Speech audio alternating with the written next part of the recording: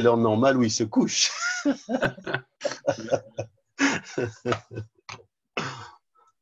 Ah, on doit donner notre accord d'être enregistré. Ça va. Voilà. Donc, j'ai démarré l'enregistrement, effectivement. Alors, Jean, j'ai vu qu'il voilà, vous testez, j'imagine, vos outils. J'ai vu qu'il y en a qui lèvent la main. Donc, si vous voulez interagir avec nous, utilisez votre petite, comment dirais-je, dans le menu, là, le Q&R, hein, et vous pourrez taper vos questions que je regarde en direct et à laquelle on essaiera de répondre. Bon, moi, ce que je propose, et ça fera arriver les autres, c'est que nous commencions. Qu'en pensez-vous? Oui. Alors, on y va. Eh bien, donc, bonjour, bonjour à tous ceux qui nous font le plaisir de nous rejoindre aujourd'hui. On a essayé de trouver un horaire convenable entre midi et 2. Il reste encore un petit peu de temps pour déjeuner, si on veut. Et donc, on va tâcher de répondre aux multiples questions que vous nous avez adressées sur LinkedIn, puisque nous avons tous pu faire connaissance sur LinkedIn, la plupart, et vous présenter donc qu'est-ce que c'est que ce réseau dont je vous parlais dans mes invitations, hein, de Human Synergistics Franco-Belux. Alors, le programme est le suivant. Voilà un petit peu ce que j'ai l'intention de partager avec vous, ce que nous avons. Donc, qui sommes-nous? Quelle est notre mission? Quels sont les instruments avec lesquels nous travaillons pour assurer notre mission? Où sont nos implantations? Combien y a-t-il de consultants accrédités par nous? Il faut être accrédité pour pouvoir utiliser nos instruments de mesure. Comment est composé notre réseau Human Synergistics Franco-Belux? Et puis peut-être, qu'est-ce qu'on dégage comme caractéristiques communes entre vous et nous? Voilà, quelles sont nos ambitions, exemples. Et puis, je voudrais en profiter. Donc, évidemment, vos questions, posez-les au fur et à mesure. Je regarde la fenêtre en même temps, je vais essayer de faire deux choses à la fois. Et on y répondra, on essaiera de répondre à tout le monde. Voilà, et à la fin de cette présentation, nous voudrions vous présenter aussi une opportunité. Alors, qui sommes-nous? Donc, notre identité, Human Synergistics, a été fondée en 1971. Nous sommes des définitions comme des personnes qui sommes des innovateurs dans le domaine du développement organisationnel. Notre objectif, c'est d'améliorer les performances des hommes et des organisations. Et évidemment, à travers ça, on se focalise sur le changement. Et c'est un peu le thème, d'ailleurs c'est un peu le point commun de tous les participants qu'on a aujourd'hui ici. Tous ces participants ont cette caractéristique d'être intéressés par le thème du changement, je crois. Si ce n'est pas vrai, c'est maintenant qu'il faut réagir. Donc le siège de Human est à Chicago. Nous travaillons avec des organisations de toute taille et les principales grandes entreprises, en tout cas aux États-Unis. Et nos bureaux également sont situés dans 19 pays du monde. Je crois que vous avez tous vu notre motto, notre mission, changer le monde, une organisation à la fois. Je n'ai eu personne qui m'a dit « mais c'est quoi cette histoire, c'est drôlement ambitieux ». Au contraire, je crois que vous avez tous réagi de façon très positive à cette folie de vouloir changer le monde. On a la chance, nous tous, d'être en contact avec des organisations. Et ça nous donne des opportunités de transformer la manière dont les gens se comportent dans leur environnement professionnel et donc peut-être aussi la manière dont ils se comportent. Donc nous soutenons le changement et soit en direct, soit le plus souvent avec nos partenaires conseils, dont vous voyez ici un échantillon sur vos écrans. Eh bien, nous souhaitons soutenir le développement des cultures des organisations et maximiser les performances. Ok, je vais vous laisser vous présenter. Honneur aux dames, peut-être d'abord. Et, et pour que nous puissions t'entendre, Déborah, il va falloir que tu nous branches ton micro. Bonjour à tous et à toutes. Moi, c'est Déborah Pardo. Attendez, je sors du bureau du coup. Je suis scientifique de formation et c'est vrai que j'ai participé à un programme de leadership en Antarctique pour des femmes scientifiques il y a maintenant 3 ans. Et j'avais passé le test du LSI, donc l'inventaire des styles de vie, à ce moment-là. Et ça a un petit peu été une révélation parce que même si on m'a dit qu'en tant que scientifique, on n'avait pas forcément besoin de leadership, j'ai développé des compétences qui m'ont permis d'avoir un impact en tant que scientifique beaucoup plus important. Voilà, je ne vais pas parler pendant 2 heures, mais du coup, j'ai monté un programme moi-même de leadership pour les femmes qui ont envie de s'engager pour l'environnement et on utilise encore une fois les outils d'Human Synergistics. Nous sommes partenaires sur ce projet et ma foi, j'ai cru comprendre que vous étiez satisfaite ça marche plutôt bien, ouais. de ce que ça pouvait donner. Donc, vous aurez l'occasion peut-être tous de poser des questions à Déborah, donc n'hésitez pas à le faire, ce sera un plaisir. Gilles? Alors Déborah, tu es à Marseille, je crois qu'on a oublié voilà, oui, en direct du Sud. Ah. Gilles, à toi. Bonjour, donc moi je suis basé à Fribourg, je m'appelle Gilles Rondin, j'ai 2 activités. La première, c'est que je suis professeur à l'école d'ingénieurs de Neuchâtel, le Lean Management. Et ça, c'est à temps partiel et j'ai une activité plus personnelle où je fais sensiblement la même chose. Mais effectivement, je fais, ayant eu l'opportunité d'avoir un LSI il y a quelques années, j'ai été accrédité l'an dernier pour pouvoir justement aider les gens qui sont dans le changement avec le Lean pour traiter un petit peu plus de la partie savoir-être, du Lean Management et du changement amené par le Lean Management. Donc, j'ai été formé et accrédité début de l'an dernier. J'ai passé quelques dizaines de LSI et j'ai une petite expérience maintenant. Et ça me montre bien qu'il y a vraiment une aide qu'on peut apporter avec cet outil aux gens qui sont dans le changement. On a besoin souvent de savoir-faire, mais on a très, très souvent besoin de savoir-être. Et cet outil, ça nous permet vraiment de pouvoir ajuster notre savoir-être et déjà de mieux nous connaître. Et je trouve que c'est pour moi très enrichissant. Et pour les gens que je peux accompagner, ça leur sert énormément dans leur mutation, dans leur évolution personnelle, on va dire ça. Bien. Merci et Gilles. Et on va laisser la parole à Berthe. Oui, bonjour, Bert Kuipers. Je suis associé de la société Arch ici en Belgique, à Bruxelles. Nous travaillons déjà quelques années ensemble avec Human Synergistics, notamment avec Valère. Nous sommes un cabinet de consultants qui se focalise sur accompagner nos clients à travers des transformations soit stratégiques, soit dans un contexte technologie, soit dans un contexte changement d'organisation, des transformations complexes. Et dans ce cadre-là, les aspects de culture d'entreprise et les aspects de leadership sont également très importants. Nous-mêmes, nous n'avons pas, je veux dire, les outils et autres de notre part. Donc, il y a quelques années que nous travaillons pour un client dans lequel, dans un trajet sur la culture de sécurité opérationnelle. Et voilà, donc on a fait cela ensemble avec Human Synergistics, avec le OCI, l'inventaire de culture d'entreprise. Et après, moi-même, j'ai suivi l'accréditation sur les AI, très, très utile comparé aux autres outils.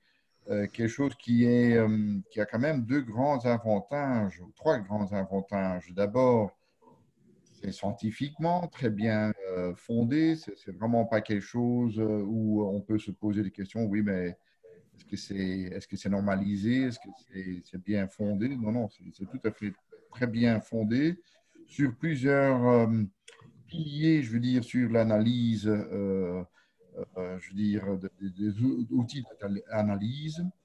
Deuxième élément, ça porte surtout sur le comportement, les impacts que les gens ont. Ce n'est pas vraiment la personnalité qu'on fait l'analyse. Là, en Belgique, probablement chez vous, en France et autres pays, même situation. Il y a plein d'autres cabinets qui vendent tout cela. Mais nous, quand on travaille avec nos clients, c'est vraiment dans un contexte business Donc, il faut travailler dans un contexte.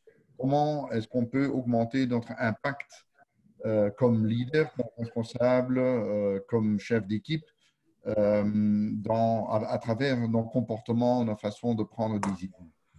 Troisième grand avantage, c'est que finalement, ça se visualise, les outils se visualisent très facilement. Et je m'appelle Valère, tu te rappelles aussi que le premier client sur lequel on a travaillé ensemble, il y avait quand même des collaborateurs qui disent « Ah oui, mais ça explique maintenant vraiment bien ce qu'on ressent de jour à jour au sein de notre entreprise. » Donc voilà, on travaille et sur l'inventaire de culture d'entreprise, ainsi que sur le Leadership Impact Management Impact et le Leadership Styles, ensemble avec Human Synergistics sur plusieurs clients chez nous en Belgique. Merci Berthe. Peut-être laisser, on va rester en Belgique. Tu es à Bruxelles, toi Berthe. On va rester en Belgique avec Valère. Oui, dis-moi.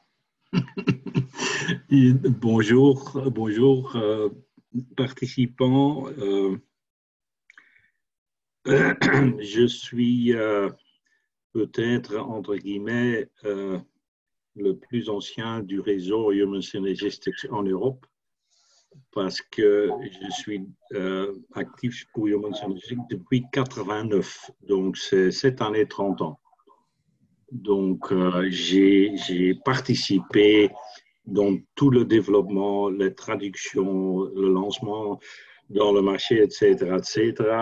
Et donc, je suis comment dirais-je, complètement influencé par le circonflexe et la façon comment Human Synergistics et son professeur éméritus Rob Cook voit les choses. Donc, j'ai fait dans mes activités de Human Synergistics, je ne connais pas vraiment le numéro, mais entre 80 et 100 différentes approches culture d'entreprise dans les grandes entreprises, etc. Donc, j'ai quand même, je pense, ou je suis convaincu, une petite expérience dans les outils et les trajets de changement dans des entreprises, en 2 mots.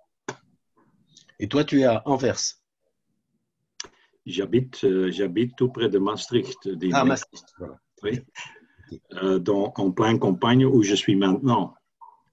Okay. Donc, mais je me satisfais quand même. Je voyage régulièrement et à Bruxelles et à Paris, etc. Ben bon, ça, c'est la pratique du travail. Ouais. Ouais. Avec Valère, nous sommes responsables de l'entité franco-Belux de Human Synergistics. Moi-même, je travaille avec ces outils depuis plus de 20 ans. J'ai été certifié au début au Canada et puis, comme j'ai une formation scientifique, une formation d'ingénieur, évidemment, j'ai été séduit par le sérieux de ces outils et par la façon dont ils étaient construits et ce qu'on pouvait en retirer.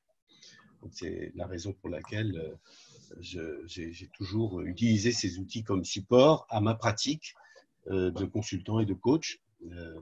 Et c'est vraiment que nos partenaires donc, puissent à la fois enrichir leur service à partir de nos outils et puis peut-être aussi par leur feedback enrichir nos outils par leur pratique.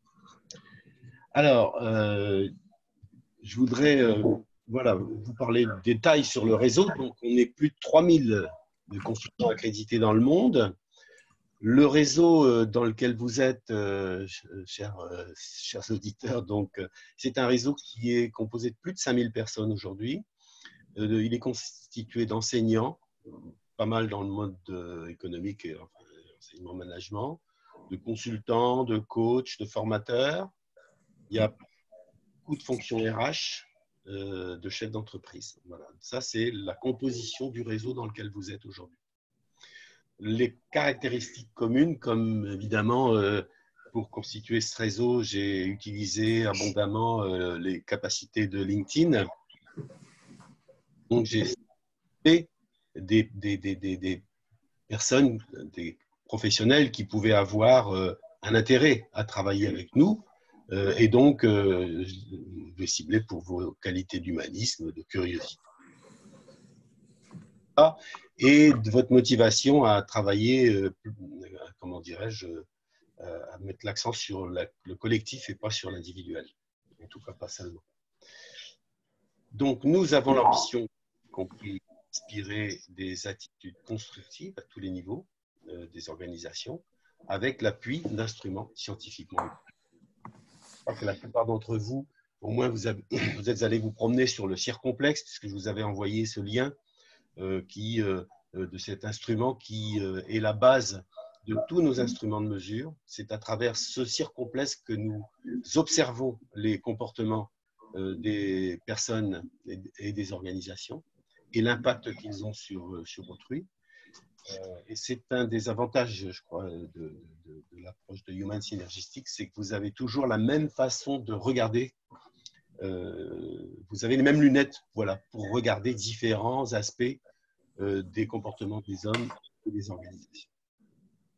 Donc, notre bénéfice commun à contribuer à quelque chose ensemble, c'est peut-être déjà à travers ce réseau, à travers ce que vous pourrez publier, ce que nous pourrons publier, des échanges pratiques, évidemment des textes qui peuvent, et des vidéos qui peuvent être intéressants à partager sur vos pratiques et sur le fait que peut-être aussi vous avez pu les enrichir d'une façon ou d'une autre avec les instruments que nous présentons. Mais je suis obligé, hein. Développer aussi ce langage commun et puis tout ce qui peut être de l'entraide. Moi, je sais que certains d'entre vous qui sont présents ici aujourd'hui, on a déjà eu l'occasion de se mettre à la recherche d'un membre du réseau qui pourrait avoir certaines compétences et un certain profil professionnel pour satisfaire le besoin d'une mission particulière dans une entreprise demandeuse à l'extérieur. Donc ça, c'est des choses que nous pouvons faire entre nous. Donc aider, de façon générale, on aide les gens et les organisations à mieux se connaître et à être plus efficaces. Voilà, donc comme vous l'avez vu, notre instrument, nous proposons un instrument, un système de diagnostic qui est basé sur ce fameux circomplexe. Donc, nous travaillons, comme je vous l'ai dit tout à l'heure, avec des hommes de taille et la plupart sont dans le Fortune 500. Il faut dire que notre boîte est à l'origine aux États-Unis, elle est américaine au départ. Voilà. Vous verrez que si vous vous intéressez à ces instruments davantage, ils ressortent tous de recherche universitaire. Largement appel aux statistiques. Voilà, c'est pour vous dire. Alors, en même temps, je regarde, je consulte une implémentation filiale en Suisse. Alors, l'implantation filiale en Suisse, il y en a deux, je vais dire. Il y a celle de la partie allemande, qui est située à près de Francfort. Valère, si je dis une bêtise, tu m'arrêtes. Non, je ne dis pas de bêtises, donc Valère ne m'arrête pas. Et la deuxième, eh ben, c'est nous. Pour la partie française, mes collègues suisses, vous auriez affaire à Valère et à moi. Voilà. Donc, parmi toutes les questions, alors pas qui sont posées là, mais qui m'ont été posées en direct, si je peux dire. Est-ce que vous avez les réponses que vous souhaitiez? C'est-à-dire, qu'est-ce que c'est que ce réseau? À quoi ça peut nous servir? Comment je peux vous être utile? Qu'est-ce qu'on peut faire? Voilà, et c'est le moment, bien sûr, si vous avez des questions particulières, de nous les soumettre. Moi, je n'ai pas plus de présentation à vous faire, j'ai juste derrière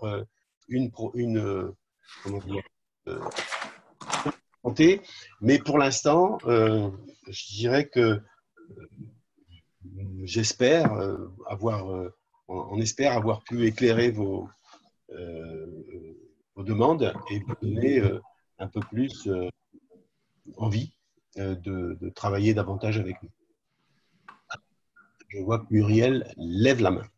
Alors, est-ce que Muriel, vous voulez intervenir? Alors, vous pouvez intervenir par le micro ou vous pouvez intervenir directement sur la petite fenêtre. Ouais, et je vais répondre à la question de Sigiane aussi, hein, les conditions d'accréditation. pour accéder à nos outils, effectivement, il faut être accrédité. Voilà, ils ne sont pas évidents. On peut pas les confier comme ça. C'est un peu de la technologie, si je peux dire, assez pointue. Donc, on a besoin de s'entraîner, de comprendre comment ça marche et de s'entraîner à les débriefer. Je crois que Gilles, qui est là, c'est pas forcément évident, même quand on a compris comment ça marche, ensuite de le transmettre aux autres et de débriefer. C'est ça, il y a deux aspects. Il y a l'aspect déjà technique de la chose, bien comprendre comment ça se découpe, ces 12 styles de vie, etc. Et après, il y a la capacité à l'analyser et à bien débriefer et à transmettre. Donc, il y a nécessité de se former là-dessus, de s'entraîner, de bien comprendre tous les mécanismes et de pratiquer. Donc, faire un petit peu des essais à vide. Au moins, personnellement, c'est ce que j'ai fait. J'ai essayé de faire quelques exercices et puis de me projeter. Et puis après, on se lance. Et puis, voilà, il faut être sincère dans tout ce qu'on fait de toute façon, être très clair et puis être bienveillant aussi dans sa restitution. C'est très important. À partir de là, les choses se passent bien, mais c'est clair qu'il y a de l'accréditation, il y a une vraie formation, il y a un apprentissage à avoir. Et c'est l'objet justement de ce programme d'accréditation. Parce que dans les programmes d'accréditation, effectivement, il y a une partie de formation. Tu y as participé aussi, hein, Déborah. Il y a cette partie formation, mais il y a aussi ensuite tout ce que vous pouvez être amené à faire, en tout cas lorsque vous mettez le pied à l'étrier, tout ce que vous pouvez être amené à faire et pour les activités pour lesquelles nous vous accompagnons. C'est-à-dire, vous avez, pour être accrédité, on vous demande également d'être en mesure de présenter un vrai projet et de le présenter devant notre jury à nous, quoi, pour qu'on puisse accompagner et puis voir dans quelle mesure vous êtes à l'aise et nous faire, nous, l'opinion qu'effectivement, vous êtes, on peut travailler ensemble parce que vous avez parfaitement acquis les points essentiels. Donc ça fait partie du processus d'accréditation. Alors je regarde les questions. Existe-t-il une plateforme d'échange entre membres? Pas encore. Pour l'instant, nous sommes tous reliés à travers le lien vers avec moi, en fait, avec mon réseau. D'accord? Mais ça, c'est les choses qu'on peut faire. Si vous voulez, il faut qu'on y réfléchisse, il faut qu'on puisse être d'accord là-dessus. Nous, sur le site web de Human Synergistics, on est en train justement de réfléchir à mettre en place des CV succincts de nos partenaires. Donc, vous auriez une visibilité à partir de notre site web, sous réserve bien sûr que vous soyez accrédité. Je vois que Muriel, qui s'est levée très tôt, demande si nous avons une implantation aussi au Canada. Donc, la réponse est oui. Et au Québec, la réponse est oui. Donc, Muriel, vous trouverez leur site facilement sur Internet. Et si vous avez besoin d'informations, bien sûr, n'hésitez pas à me demander. On aura le plaisir de vous donner les réponses. Par rapport à une certification aussi, quelle est la différence? C'est le même type de méthode, outils qui permettent de gérer le changement dans une organisation. Alors là, Valère, ça c'est pour toi. Est-ce que tu peux répondre à cette question? Je n'ai pas bien compris la question. Donc, c'est une question de Florent qui dit par rapport à une certification PROCI, c'est-à-dire méthode et outils ADKAR, quelle est la différence? Est-ce le même type de méthode outils qui permettent de gérer le changement dans une organisation? Et je vois que Berthe a aussi quelque chose à dire là-dessus. Bien évidemment, sur le marché actuel, ils ne sont pas mal d'outils. Mais la plupart est fortement liée à la personnalité et nos outils sont liés vers la programmation, donc les styles de pensée, les habitudes qui sont, comment dirais-je, installées dans notre tête. Ça, c'est une différence importante. La deuxième chose, c'est que la plupart des outils vont, dans leur rapport, ou donner une interprétation. Chez nous, on reçoit un circonflexe et des chiffres. Et la dispersion des chiffres et tout ça. Et donc, avec nos outils, les consultants ou le coach doit encore travailler. Il ne peut pas donner ce rapport sans son propre interprétation à un client. Ça, c'est aussi une différence importante. Et je sais, si on fait la culture d'entreprise ensemble avec notre outil qui mesure le climat d'une entreprise, l'interprétation sur toutes les données qu'on reçoit de ce rapport, ça prend quand même un peu d'effort. Donc, ça veut dire dans ce domaine, Dino et moi vont donner un support au niveau de nos clients, nos consultants, pour bien synthétiser tout ce qui revient ou qui est montré par le rapport dans des messages qui peuvent être bien compris par les clients. Mais ça, c'est un petit peu notre rôle. Mais notre complexité, en effet, c'est on reçoit des chiffres, oui, et le chiffre complexe. Et donc l'interprétation de tout ça demande aux consultants un effort. Oui, ou les clients un effort pour bien comprendre, pour analyser, etc., etc. Je pense que ça, c'est une différence assez importante. Est-ce qu'avec ça, j'ai répondu à la question ou pas? Donc, Florent, peut-être Berthe voulait aussi intervenir. Vas-y, Berthe. Oui, je trouve cette question de Florent tout à fait pertinente, notamment parce que nous, comme Arch, donc partenaire avec Human Synergies ici en Belgique, on travaille avec un peu notre propre outil qui est inspiré par l'outil ADKAR. Et donc, comme j'avais dit tout au début, nous travaillons sur des changements, des trajets de transformation complexes. Et c'est vrai que les outils Human Synergistics sont un complément, ne sont pas quelque chose qui peut être comparé avec ADKAR ou Prosky, les modes de changement, mais c'est dans le contexte de changement, et comme j'avais donné, avec Valère, on a travaillé sur plusieurs trajets où justement c'est un trajet de changement et la méthodologie ADKAR aide à gérer ces changements, mais ce sont les outils de Human Synergistics, selon notre propre expérience et interprétation, qui apportent un supplément, c'est-à-dire, comme Valère venait justement d'expliquer, comment est-ce que le cadre de raisonnement de chaque individu, des responsables de l'organisation, des équipes, etc., sont programmés et comment est-ce qu'on peut leur ouvrir l'esprit à se réorienter vers le changement qu'on essaie d'atteindre à travers des méthodologies ADKAR, Prosky et autres. Et justement, donc d'aligner, parce que le changement, on peut aussi y arriver seulement à travers le changement de comportement des gens. Et c'est là justement où, selon nous, les outils de Human Synergies interviennent parce qu'on fait justement la diagnostic sur les comportements et la méthode de raisonnement des gens et la culture d'entreprise, qui sont des piliers, de leviers sur lesquels on peut agir justement pour faire arriver le changement au sein d'une organisation. Ok, merci Berthe.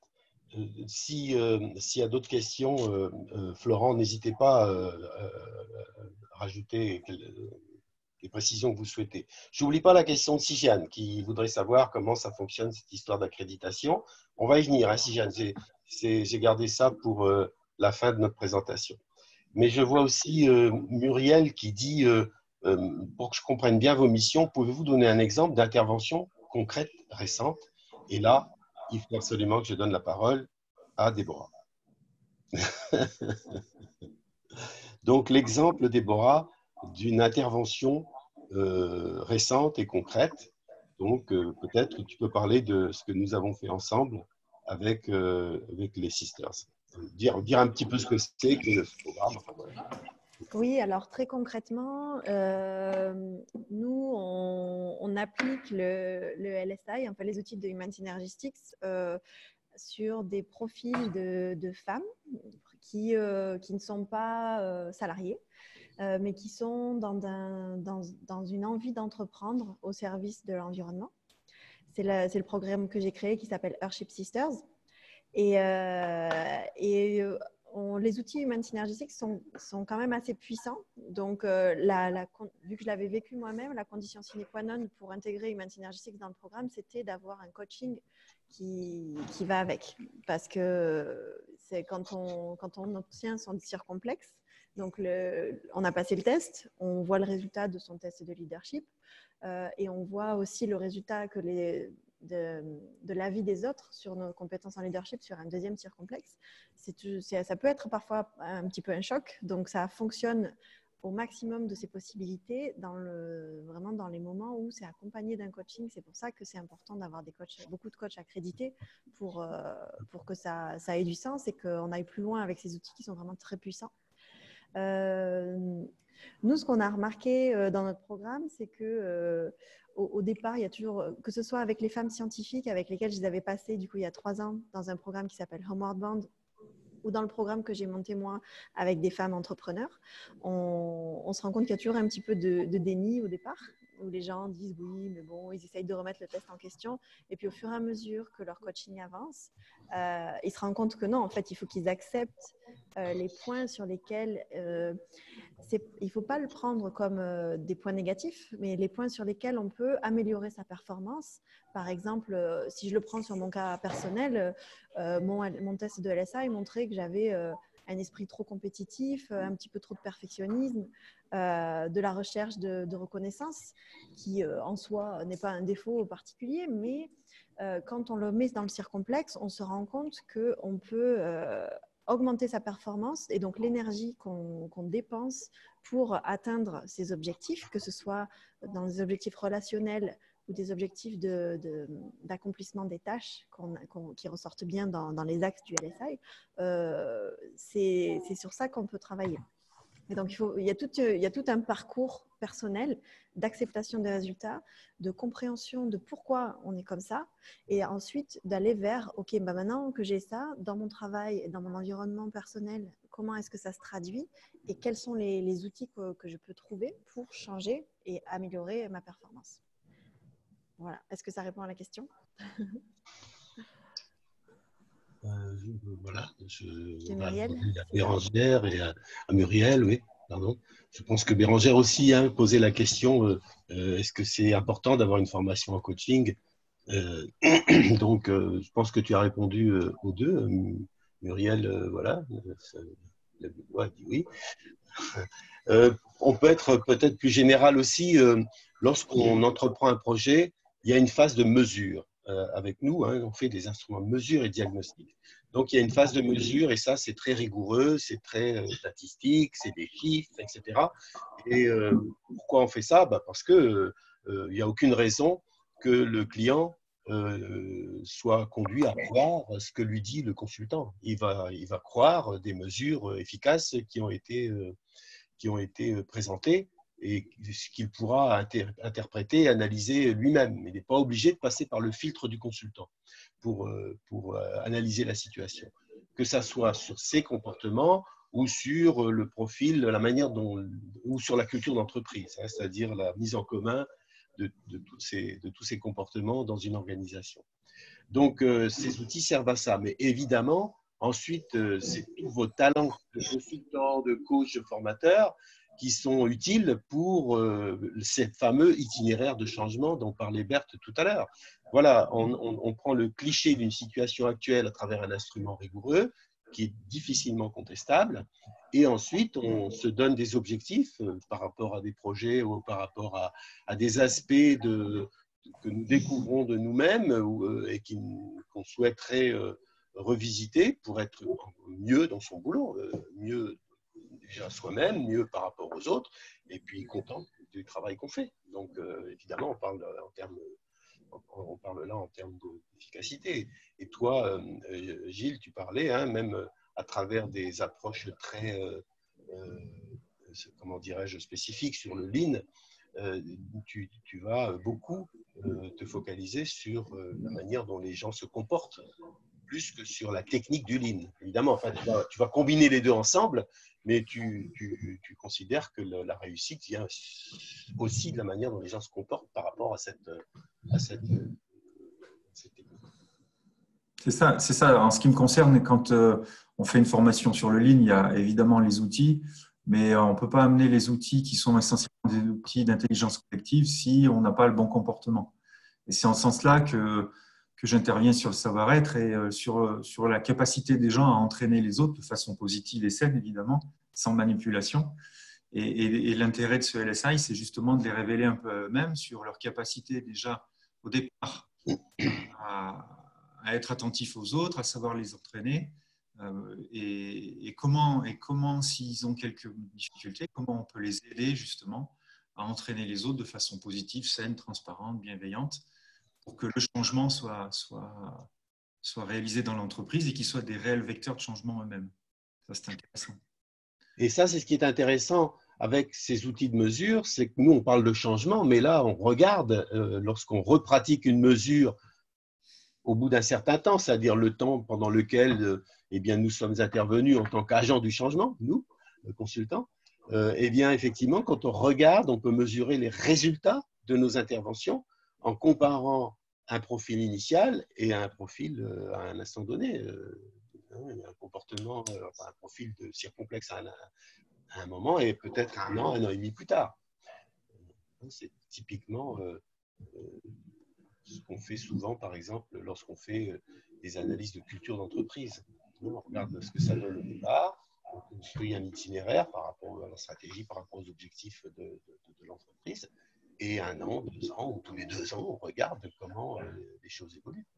Et évidemment, on fait le point entre la manière dont les gens se comportent et les résultats de l'organisation, parce que si on fait tout ça, ça pourra améliorer son efficacité et sa performance, donc il faut que ça puisse se corréler. Et évidemment, c'est ce qu'on démontre. Bon, alors c'est un peu le côté chiffre là, mais comment dirais-je, il est extrêmement utile et rassurant. Voilà.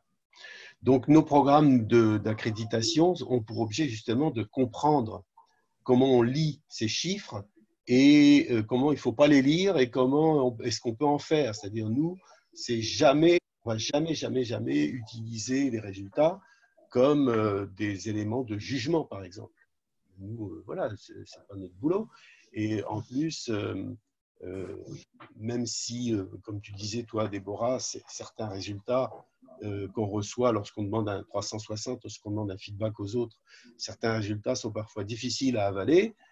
Mais voilà, c'est comme ça que les gens nous perçoivent et ça ne leur donne pas pour autant une vérité, mais ça questionne. Voilà, c'est comment ça se fait que je suis perçu comme ça alors que j'ai l'impression de me comporter différemment. Donc nous, on accompagne justement cette acceptation parce que c'est grâce à cette acceptation-là qu'on va pouvoir se développer et aller plus loin. Je vois une question de Didier. Pouvez-vous nous parler du lien entre le circonflexe et l'organisation, par exemple, en transition, avec un exemple pratique? Qu'est-ce qui veut prendre ça, Berthe, Valère? Berthe, vas-y, vous êtes un homme de pratique. Oui, ici sur la question de Didier, oui. Valère, oui. Il y a plusieurs trajets qu'on a déjà fait ensemble, mais je donne l'exemple d'un client, une très grande structure, où en effet, il se posait la question comment est-ce qu'on peut améliorer, je veux dire, notre culture de sécurité opérationnelle et pour avoir moins d'accidents travail, mais aussi des accidents sur le terrain avec donc les citoyens et autres. Et on a fait donc l'analyse sur base de circonflexe, mais donc sur base de l'inventaire de la culture. Et c'est ce qui est très fort parce que de nouveau, c'est visuel, c'est mesurable, ça présente très bien le levier sur lequel les facteurs causaux qui mènent à ces cultures actuelles et dans lesquelles se trouvent justement les leviers négatifs ou les leviers sur lesquels il faut justement travailler sur l'ensemble de l'organisation pour améliorer cette culture d'entreprise. Et donc, comment est-ce qu'on l'a fait? On a d'abord fait l'inventaire de la culture actuelle et puis à côté de cela, parmi des groupes focus, on a travaillé sur, oui, mais quelle serait la culture idéale vers laquelle nous devions évoluer. Et donc, on voit clairement, et c'est là où je parlais justement de supplément entre notre travail avec notre société et le travail et les outils de Human Synergistics, parce que sur les leviers, il y a des plans d'action qui doivent se développer. Et un de ces plans de développement, c'est aussi le leadership. C'est aussi le développement, je veux dire, de chaque responsable au sein de l'entreprise qui doit développer ses capacités pour avoir un impact positif, constructif, un regard vers ses propres actions et comportements et comment la personne interagit avec ses collaborateurs, ses chefs et autres. Et donc, de là, il y a un deuxième volet qui est sorti. C'est un volet sur le leadership impact et management impact. C'est un volet de coaching où justement, à travers, et c'est un volet aussi de non seulement coaching, mais aussi d'évaluation en 360 degrés, où en effet, avec les outils de Human Synergistics, le client demande à leur collaborateur de passer donc l'analyse avec Human Synergistics et sur base de cela, il y a un trajet de coaching qui est développé, où il y a un trajet de développement individuel qui est développé. Et donc par cela, c'est la force de ces outils qui sont à la fois sur l'ensemble de l'organisation et sur la personne individuelle. Et c'est la combinaison de ces deux. Bon, c'est un client massif, je dirais. Donc, c'est un navire très dur à faire bouger, mais quand même, c'est l'avantage de ces combinaisons des deux outils ensemble, le LSI ou LIMI et l'inventaire de culture, où justement le C-complexe est utilisé pour faciliter, je veux dire, l'orientation de cette transition, de cette transformation complexe à amener. Donc, c'est l'itinéraire qui est rendu beaucoup plus visible, qui est d'ailleurs ne se concentre pas uniquement sur le coaching, leadership et autres, qui se concentre aussi plein sur des éléments qui sont plutôt comment est-ce qu'on mesure les KPI, comment est-ce qu'on mesure les performances au sein de l'entreprise, comment est-ce que la communication au sein de l'entreprise fonctionne. Donc, plein des autres éléments qui sont justement liés à la gestion de l'ensemble d'une transformation. Donc, il faut dire que dans cette approche, on a deux outils sur la culture qui sont l'OCI, l'inventaire de la culture des organisations, et l'OEI, c'est l'inventaire de l'efficacité des organisations. Et c'est la combinaison de ces deux outils qui nous permettent d'apprécier à la fois le climat dans l'entreprise, c'est-à-dire comment est-ce que les gens perçoivent, comment est-ce qu'ils sentent dans cette organisation, et on a aussi les explications et pourquoi ils sentent ça, c'est-à-dire qu'est-ce qu'ils en font, c'est-à-dire quel comportement est-ce qu'ils développent en fonction de ce qu'ils ont compris de la manière dont les choses se passent dans l'organisation. Et donc, pour répondre à la question que Sijian vient de poser, les dimensions issues de l'OCI décrivent la manière dont les gens estiment devoir se comporter lorsqu'ils travaillent ensemble. D'accord ? Donc, ils décrivent de façon globale, voilà ce que nous comprenons des attentes de notre entreprise, de notre management. Évidemment, lorsqu'on compare ces réponses avec le management et avec ce qu'il attend idéalement, c'est là où le projet devient extrêmement intéressant parce qu'il y a des écarts parfois considérables et donc il est nécessaire de travailler à réduire ces écarts pour que effectivement les gens puissent se comporter en conformité de façon cohérente avec ce qu'attend l'entreprise. Voilà. Donc évidemment, les dimensions du circonflexe issu de l'OCI, il y a des liens avec le LSI, mais le LSI, c'est l'inventaire des styles de vie, et le LSI va plus décrire un style, enfin un schéma de pensée au niveau individuel, et la manière dont les autres comprennent, interprètent mes comportements. C'est un 360 où on met en perspective la manière dont moi je me décris, mes schémas de pensée, ce que je sais de moi-même, avec ce que les autres me renvoient la manière dont ils comprennent et ils interprètent mes comportements. C'est l'outil qu'on utilise essentiellement chez Déborah avec les Sisters.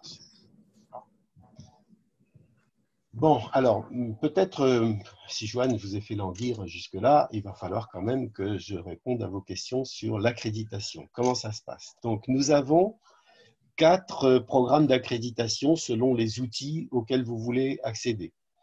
Le programme le plus élaboré, si je peux dire, le plus compliqué, celui où on se prend peut-être un peu la tête, hein, des cheveux, c'est le programme qui concerne la culture d'entreprise, la culture et le climat d'entreprise. Donc, c'est l'outil OCI-OEI. C'est une accréditation qui dure 3 jours ensemble et pour laquelle on vous demande ensuite de réaliser, vous, un inventaire de culture d'entreprise idéal. On vous fournit l'accès à une dizaine de questionnaires que vous allez donc soumettre à vos clients. Et vous allez pouvoir, à travers cet outil, avoir une image précise de la culture idéale attendue chez ce client et on va vous inviter à le débriefer devant nous et ensuite. Donc ça, c'est la démarche pour l'inventaire de la culture d'entreprise et l'inventaire de l'efficacité d'entreprise. Pour ce qui, ça c'est le programme culture, on a aussi un programme qui s'appelle Impact, donc qui va être consacré au leadership et au management, et on va mesurer, et c'est je dirais une particularité de cet instrument que j'ai, démentez-moi les autres si j'ai des bêtises, mais que je n'ai pas trouvé ailleurs. C'est-à-dire, je ne connais pas d'instrument de mesure qui s'intéresse à notre impact sur autrui. Les instruments de mesure que nous avons, en termes de leadership et de management, sont le plus souvent des instruments qui vont décrire la personnalité du leader et la comparer à la personnalité d'un leader qui réussit. Voilà. Et on vous dit, sous-entendu, si tu ressembles à celui-là, tu auras autant de succès que celui-là. Dans l'approche leadership et management d'impact, on ne s'intéresse pas à cet aspect-là. On s'intéresse à l'impact que votre manière d'être un leader ou votre façon d'être un manager produit sur autrui. Et on s'intéresse à l'efficacité de cette façon de procéder. Et évidemment, à partir de ça, on ne vous invite pas à devenir quelqu'un d'autre. On vous invite au contraire à vous concentrer sur vous et à devenir davantage vous-même pour être encore plus efficace dans ce que vous faites. Voilà. C'est déjà assez difficile d'être soi-même. Ce n'est pas le moment de se lancer dans le projet de devenir quelqu'un d'autre. Voilà, donc ça c'est le programme Impact. On a aussi le programme... Dino, est-ce que je peux encore dire quelque chose sur Impact? La grande différence entre un style de vie et un leadership et management Impact, c'est qu'on demande aux participants sa vision, comment dirais-je, d'impact idéal sur autrui. Donc, c'est pas on ne demande pas comment vous fonctionnez aujourd'hui, mais comment tu penses que tu dois fonctionner pour avoir un impact assez important chez tes collaborateurs, tes collègues, etc. Donc, ça veut dire, le grand atout de ça, c'est qu'on peut comparer sur des profils composés l'impact idéal des leaders d'une entreprise avec la culture idéale de cette entreprise. Et on peut comme ça voir ce que les leaders de cette entreprise font. Est-ce que ça c'est congruent avec la culture d'entreprise qu'ils ont définie de façon idéale. Donc on peut informer les gens et avec Leadership et Management Impact, on montre la différence entre l'impact voulu et l'impact qui est vu par son environnement. Ça, c'est quand même la différence la plus importante, je pense. Merci Valère. Voilà, donc, et ensuite, il y a le programme d'accréditation style, donc, effectivement, qui est très orienté LSI. Donc, on apprend alors en français, on dit ISV, inventaire des styles de vie. Donc, c'est cet outil-là qu'on va apprendre à manipuler, à utiliser. Et c'est un programme qui donne aux coachs des informations extrêmement pointues et très chirurgicales sur les comportements qui méritent l'attention des participants. Bon, je ne dis pas davantage, mais il y a vraiment, c'est un outil qui est très précis et très bien fait. Et c'est qui fait mal des fois. Hein. Déborah en témoigne. Voilà. Le dernier outil, c'est un outil Teams. Teams, c'est qui vous permet de mesurer le profil d'une équipe. Quand des gens travaillent ensemble, ils se développent, comment dirais-je, implicitement, certaines attitudes. Voilà, on voit que quelqu'un ne parle pas beaucoup, ben on l'oublie et puis on parle plus, surtout qu'on a tendance à parler plus, par exemple. Vous voyez. Et on n'est pas conscient de ça. Donc cet outil inventaire des styles de groupe, GSI, vous permet justement de révéler les comportements d'une équipe. Alors, ils sont très intéressants, par exemple, lorsqu'on est une équipe de projet, pour mieux se connaître et pour savoir voilà, quels sont les comportements qu'on peut apprendre, mais quels sont aussi ceux qu'on peut oublier ou réduire un peu lorsqu'on travaille ensemble. Ça va être l'objet de ce programme d'accréditation-là. Et dans le programme Teams, moi, ce que je propose, c'est de mettre l'équipe d'accrédités ou de postulants à l'accréditation en situation de régler un problème ensemble. Donc, on utilise nos simulations de survie, comme par exemple survie dans le désert, dont vous avez peut-être déjà entendu parler, survie dans l'Antarctique. Et à l'issue de cet exercice, où vous êtes amené à prendre des décisions seules d'abord et en collective ensuite, avec évidemment une seule règle qui est celle de prendre que des décisions consensuelles dans un délai limité. Vous imaginez les tensions qu'il peut y avoir dans ce genre d'équipe. Eh bien, c'est intéressant, après, quand on a réalisé ces exercices de simulation, eh bien, de recueillir la manière dont chacun a compris le fonctionnement de cette équipe et puis d'en tirer les conclusions sur le développement. Voilà, culture, impact, style et Teams. Équipe, quatre programmes d'accréditation qui durent en moyenne 2 jours. Voilà, le culture, c'est 3 jours, l'impact, c'est 2 jours, le style, c'est 2 jours et le Teams, c'est 1 jour. Je vois qu'il n'y a plus de questions. On a tout dit. Alors, normalement, il y a la question qui vient toujours, c'est la question des coûts. Alors, vous avez peut-être pu voir sur le français, tout ça, c'est indiqué. Je suis en train de mettre à jour le prochain agenda. Les accréditations en France auront lieu au mois d'avril 2020. Donc, les coûts, vous voyez, le programme culture, c'est 2400 € pour les 3 jours. Les autres programmes style et impact, c'est 1500 € chacun pour 2 jours. Et le programme Teams, c'est 750 € et c'est sur 1 journée. Voilà, donc pour faire ça, évidemment, ça suppose que vous investissiez et que vous preniez des risques pour obtenir ces accréditations. Là, avec mon ami Valère, nous avons décidé de vous proposer l'inverse, c'est-à-dire que ce n'est pas vous qui prenez le risque, c'est ce qu'on vous propose. Alors évidemment, l'accréditation est obligatoire. Vous ne pourrez pas accéder à nos instruments sans être accrédité. Donc, ce qu'on vous propose, avec Valère et moi, si vous êtes intéressés, c'est de nous dire sur quel genre d'outils vous aimeriez être accrédité et faire acte de candidature, par exemple, auprès de moi, de telle manière qu'on puisse avoir un échange téléphonique et qu'on puisse voir comment on peut s'organiser, nous, pour monter ces programmes et pour investir sur vous. Vous comprenez bien que si on investit sur vous, c'est qu'on espère un retour sur investissement. Donc ça, on aura l'occasion d'en parler. Le modèle économique est le suivant. Habituellement, lorsque nous travaillons avec des consultants indépendants, eh bien, nous leur reversons une réduction de 20% de tous les instruments qui sont commandés chez nous. Eh bien, pendant tout ce temps où nous aurons investi sur vous, vous acceptez de ne pas recevoir ces ristournes jusqu'à ce que nous, on ait retrouvé une bonne raison d'avoir investi sur vous. Voilà. Je vois que Nabil doit s'absenter. Merci en tout cas. J'espère que ça vous a plu.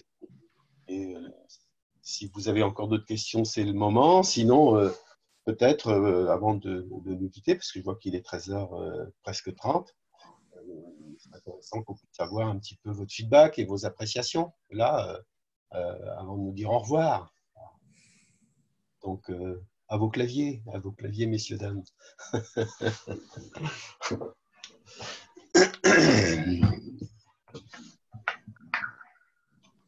Pendant ce temps-là, si les autres veulent intervenir, rajouter quelque chose. Les autres animateurs, c'est le moment. J'ai seulement un souhait, mais je ne vais pas trop faire de publicité pour vous. Mais enfin bon, un souhait, dis-nous qu'en France, la prochaine fois que tu organises un tel webinaire, que vous n'aurez pas seulement 17 participants, mais peut-être 67 ou autres, parce qu'en effet, ça vaut vraiment la peine. Même en Belgique, hein, Valère, moi, oui, on se casse la tête, comment on peut encore plus convaincre les autres organisations. Donc, en effet, le tagline de Human Synergistics, disons, we change the world one organization at a time, hein, organisation par organisation, oui, c'est tout à fait correct. Super, mais je crois que nos participants ont tous été plus ou moins séduits par cette mission. Voilà, même si elle est complètement folle. Et surtout d'ailleurs parce qu'elle est folle. mais le geste qui est donné par Dino et moi, c'est d'inviter des gens qui sont fortement intéressés dans nos outils quantitatifs, de leur former et donner un soutien au niveau de leur processus commercial chez leurs clients, et qu'on va, comment dirais-je, notre profit, c'est que de retirer pendant une certaine période la remise sur la vente des produits pour récupérer les investissements pour la formation. Je pense que c'est de notre côté un geste gentil, si je peux dire, oui. Alors, je réagis à des questions, enfin, déjà, merci pour vos commentaires. Muriel, donc oui, l'offre est appliquée au Québec. Tout ce qui a été présenté ici est également disponible au Québec. Dans nos 19 pays, j'en ai pas parlé, mais il y a USA, Australie, Nouvelle-Zélande, si je commence loin comme ça. Si je reviens en Europe, on a UK, Allemagne, Belgique, bien sûr, aide-moi Valère, France, Roumanie, Hongrie, voilà, il m'en passe. On en a, oui, Finlande, enfin voilà, bon, donc 19 pays. Hein. Et donc au Québec, en fait, l'antenne du Québec est gérée à Toronto, mais je sais qu'il y a quelqu'un qui peut vous communiquer avec vous en français. Qu'est-ce que je vois encore? Oui, pour Jean, c'est effectivement moi ou Valère qu'il faut contacter en cas d'intérêt pour ces accréditations. N'hésitez, enfin voilà, je vous avais vu, si vraiment vous êtes intéressé, si vous avez envie de faire cette route avec nous, faites-le savoir avant le 15 octobre. Ça veut dire appelez-moi, appelez-nous, et puis qu'on puisse en discuter et qu'on puisse voir comment on peut monter ça. J'ai prévu, moi, un programme d'habilitation, hein, puisque l'accréditation elle serait obtenue au bout d'un certain temps. Mais ce programme serait mis en place à partir des semaines 3 et 4, en janvier 2020. Voilà, merci à tous encore pour vos agréables feedbacks qui font toujours plaisir. Hein, je ne dis pas titre d'expérience. Juste avant, j'étais dans une animation avec un groupe de travailleurs sociaux. C'est pas du tout ce genre de feedback que j'ai eu. Donc voilà, ça me répare, ça me fait du bien. Merci beaucoup à tous. Et merci à vous, les présentateurs, les conférenciers, à Gilles, à Déborah, à Berthe et merci à Valère pour ces présentations. Donc, voilà, vous savez que tout ça, ça sera disponible sur LinkedIn très, très rapidement puisque ça m'a été demandé. Tout le monde n'a pas pu assister à cette présentation aujourd'hui. Il y a eu plus d'inscrits, mais c'est toujours comme ça, c'est normal, c'est des webinaires. Merci beaucoup. Merci à toi, Dino. À bientôt. Salut. Merci Au beaucoup. revoir. Au revoir. Et comme vous disiez, Déborah, elle est capable de faire 2 choses à la fois. Allez, ciao, ciao. Au revoir à tous.